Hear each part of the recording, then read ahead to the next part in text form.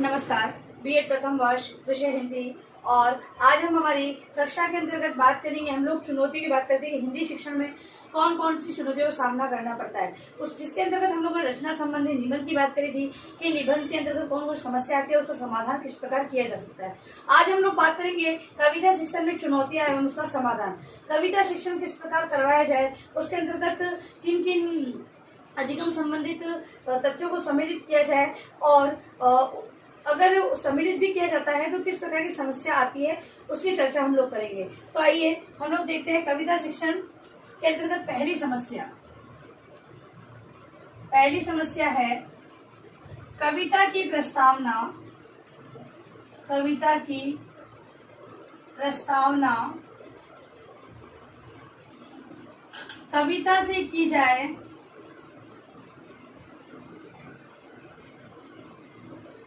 जाए अथवा नहीं। ये पहली समस्या आती है कि कविता की जो प्रस्तावना, हम जो प्रस्तावना प्रश्न करते हैं, पाठ के लिए प्रस्तावना प्रश्न किए जाते हैं, उसके अंतर्गत ये बात की गई है कि कविता है, क्या उसकी प्रस्तावना कविता से ही की जाए। ठीक है, तो हम लोग देखते हैं कि कविता से कविता की प्रस्तावना की जा सकती है। ठीक है, लेकिन बहुत से हम लोग बोलते हैं कि कविता को उसके समान कविता, मतलब कि उसी भाव की कविता की पंक्तियों से उसकी प्रस्तावना, एक या दो पंक्ति से उसकी प्रस्तावना कर दी जाए। तो समस्या ये आती है कि उसी भाव की कविताएं मिले नहीं भी मिले, और अगर हम दूसरी कविताएं लेते हैं तो विद्यार्थियों को समझ में आए या नहीं आए। तो हम लोग बात करते हैं शिक्षक की कुशलता। शिक्षक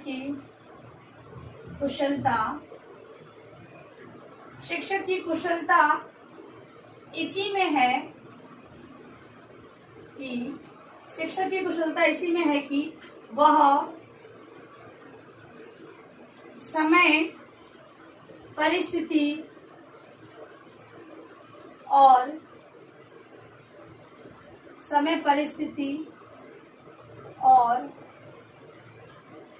कविता की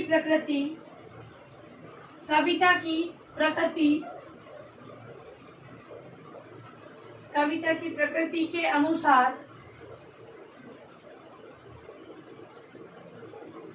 जो भी सुक्ति उपयुक्त सिद्ध हो उसी के द्वारा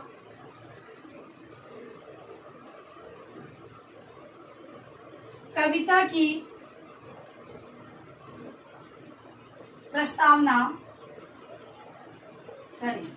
सबसे पहली बात, जो प्रस्तावना है वो विद्यार्थियों को जो संबंधित हम लोग पाठ पढ़ाने वाले हैं, यहाँ पर कविता की बात की जा रही है, तो जो पद्य हम पढ़ाने वाले हैं उस पर उसका ध्यान केंद्रित करती है। तो पंक्ति भी इसी प्रकार की होनी चाहिए। तो अध्यापक की कुशलता उसी में है कि वो अपने अनुसार कविता की प्रकृति को ध्यान में रखकर उन सूक्तियों का प्रयोग वो करे। पहला है समभावी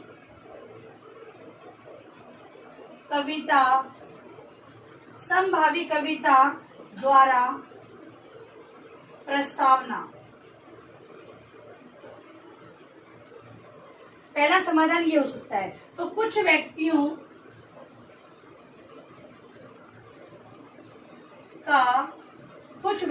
का विचार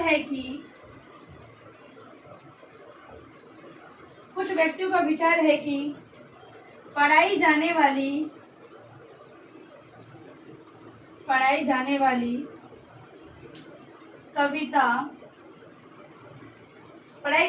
कविता के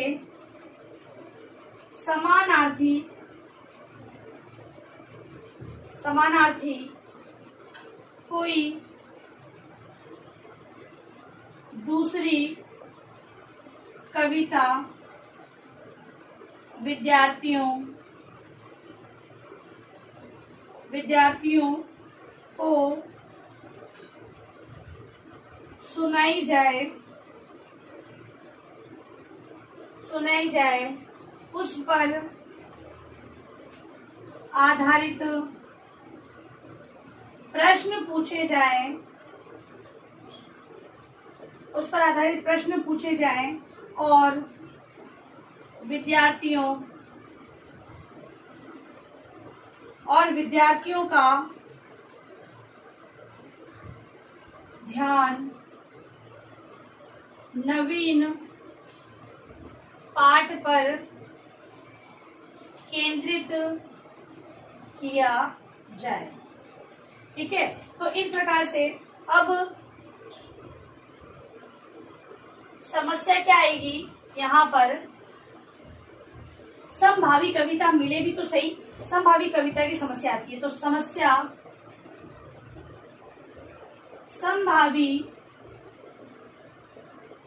समभावी कविताओं की आनी है। समभावी कविताओं की आनी क्योंकि वो कविता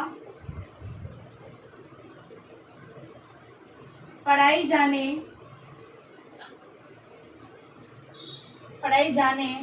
वाली कविता से सरल होनी चाहिए, क्योंकि अगर कठिन होगी तो आपकी प्रस्तावना ही कठिन हो जाएगी और विद्यार्थी भी समझ नहीं पाएंगे। इसीलिए पहली बात का ही ध्यान रखना होता है। फिर इस दृष्टि से प्रस्तावना का यह स्वरूप केवल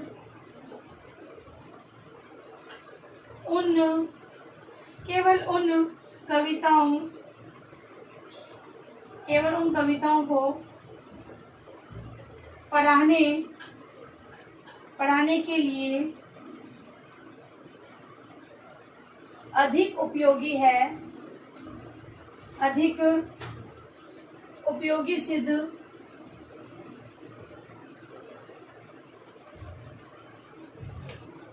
हो सकता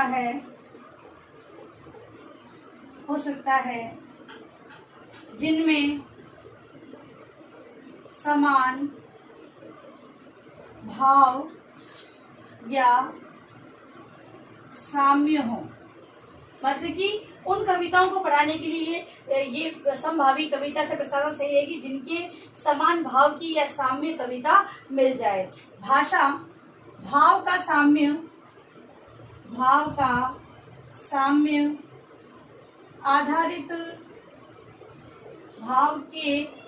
आधारित कविताएं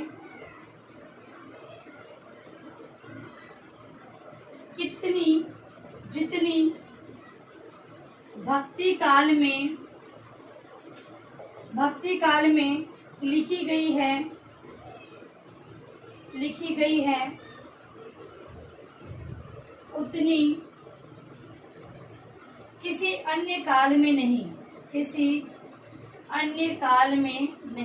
मतलब कि यहाँ पर जैसे बताया जा रहा है कि भक्ति काल की जो कविताओं हम लोग ले रहे हैं उसकी समभावी कविताएं हमें मिल सकती है। जैसे कि हम कृष्ण की भक्ति कहें तो सूरदास, मीरा, ठीक है, ये लोग हमें मिल जाते हैं जो कि भक्ति काल से संबंधित कृष्ण की भक्ति उन्होंने की है और उसी पर आधारित रचना प्रस्तुत की है। तो यहाँ पर समान भाव की कविताएं हमें मिल जाएगी और अन्य नहीं मिलेगी, अन्य मतलब कृतियों में नहीं मिलेगी। अतः सूर तथा तुलसी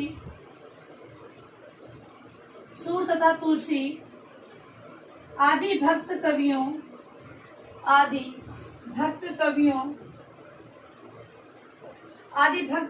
की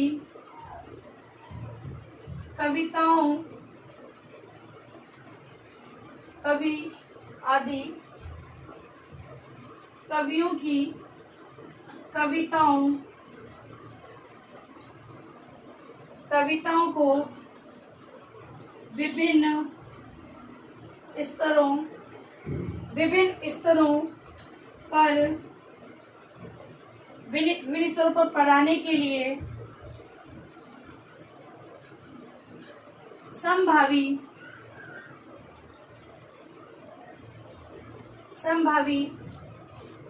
कविता द्वारा प्रस्तावना संभव है। इसके अलावा भी मीरा है, ठीक है, इनकी भी हम लोग मतलब कि संभावी कविताएं की पंक्तियां ला सकते हैं। अन्य कालों की कविताओं को पढ़ाने के लिए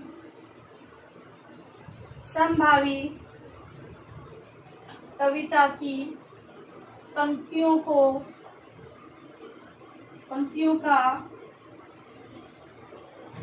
मिलना कठिन है, ठीक है, कठिन है। और फिर विद्यार्थी शिक्षक जिन्हें पढ़ाना है उनको भी ज्ञात होना चाहिए कि समान भाव की कविता है या नहीं है। ये विद्यार्थियों के लिए हमारे अगर जब हम इन पंक्तियों के माध्यम से प्रस्तावना करेंगे तो हमारे उत्तर मिलेंगे या नहीं मिलेंगे, क्योंकि प्रस्तावना में पूर्व ज्ञान पर आधारित होती है, तो यहाँ पर सरल रूप होना चाहिए। तो इस प्रकार से प्रस्तावना कविता से की जाए या नहीं की जाए, तो अगर एक कुशल अध्यापक है या फिर भक्ति काल से संबंधित हम लोग कविताएं ले रहे हैं तो समभावी कविता के माध्यम से हम लोग उसकी कर सकते हैं। फिर है कवि, दूसरा है कवि परिचय द्वारा।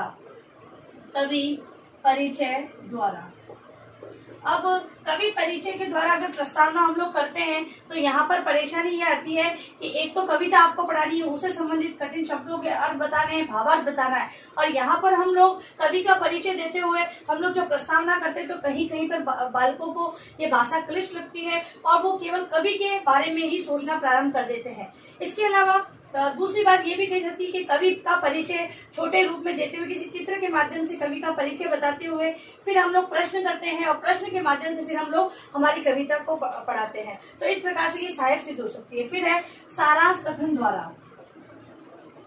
सारांश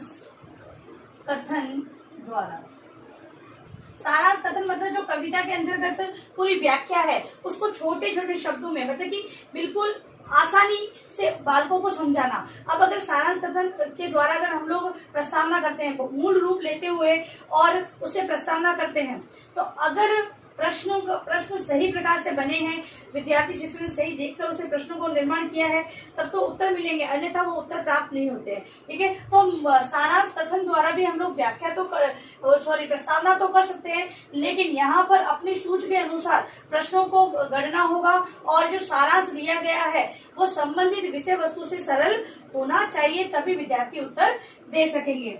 इसके अलावा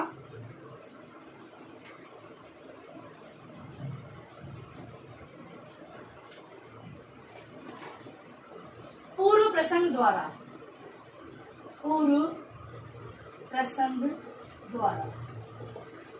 हम लोग पूर्व प्रसंग द्वारा मतलब कि पूर्व में कोई पाठ, जैसे पाठ पढ़ाया गया है उससे संबंधित कुछ ऐसे तथ्यों को विषय वस्तु को जो अध्यापक बताता है तो उसी के आधार पर विद्यार्थियों से प्रस्तावना करना। यहाँ पर पूर्व ज्ञान को लेते हुए तो जो हम लोग पूर्व ज्ञान है उसी के आधार पर प्रस्तावना प्रश्नों का निर्माण करते हैं। तो पूर्व प्रसंग के द्वारा ऐसा कोई प्रसंग विद्यार्थियों के समक्ष प्रस्तुत किया जाए और उसके माध्यम से प्रस्तावना की जा सकती है। तो ये प्रसंग है सरल होना चाहिए, विद्यार्थियों की समझ से परे नहीं होना चाहिए। ऐसा नहीं कि एक प्रसंग को समझने में ही उन्हें समस्या आ रही है और फिर वो कविता पर उनका ध्यान केंद्रित नहीं होगा। और हम लोग विद्यार्थी का ध्यान केंद्रित जो पाठ की और विद्यार्थियों को ले जाने के लिए हम प्रस्तावना प्रश्न करते हैं, तो इसीलिए पूर्व प्रसंग के द्वारा प्रस्तावना कर सकते हैं, लेकिन पूर्व प्रसंग विद्यार्थियों के स्तर के अनुसार होना चाहिए और प्रश्नों का निर्माण विद्यार्थियों के आधार पर किया जाना चाहिए। इस प्रकार से हम लोग कविता के अंतर्गत प्रस्तावना की बात हम लोगों ने की है। ये अपन आप उत्तर पुस्तिका में लिखकर लाएंगे गृह कार्य प्रश्न के रूप में। कविता शिक्षण की प्रस्तावना संबंधी चुनौतियां एवं समाधान को लिखे।